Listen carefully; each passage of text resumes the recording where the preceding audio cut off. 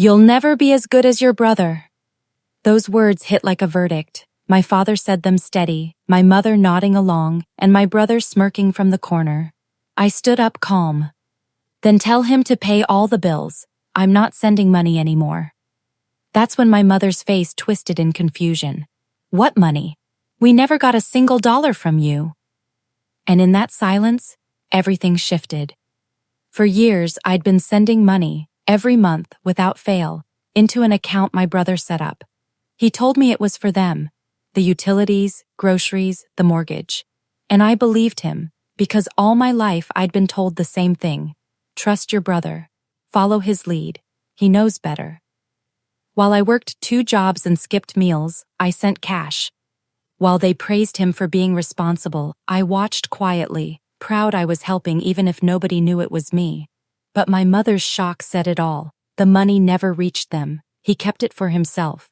Memories snapped back sharp as glass. The used car he suddenly bought, the expensive watch he claimed was on discount, the surprise trips he called gifts from friends. And still, they defended him every time he failed. Because behind the scenes, he made sure I looked like the selfish one. He wasn't just stealing my money, he was stealing my place in their eyes. I didn't argue that night, I didn't wave receipts in their faces, I didn't scream betrayal, I just smiled and said, "You'll see soon enough."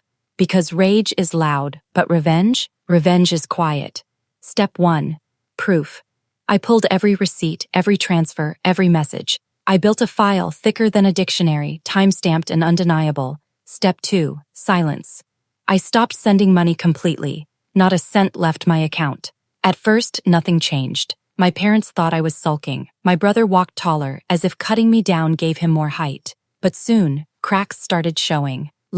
Night calls from my mother, asking why the utilities weren't paid. My father's voice sharp with frustration. "We almost lost the house insurance this month." Calmly, I answered, "I thought my brother was handling it. You always said he was the responsible one." Every word was a knife wrapped in velvet. By month 3, their lights were shut off. By month 4, the bank was calling.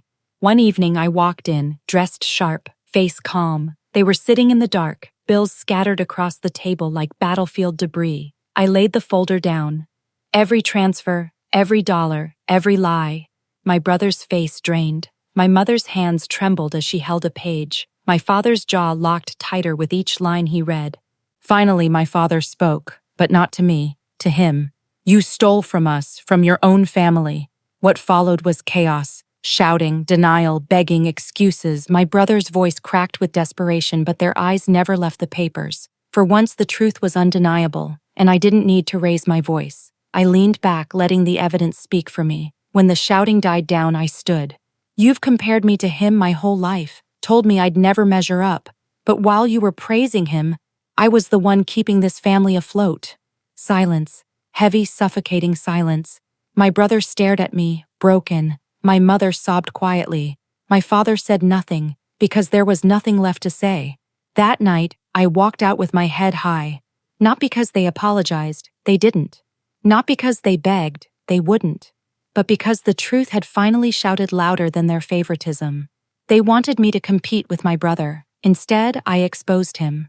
Now the bills are theirs to pay. The shame is theirs to carry. And the silence I left behind in that house weighs more than any speech I could have given. I don't need their approval anymore. I don't need to prove myself, because I already did. And when they chose him over me, they also chose to live with the consequences.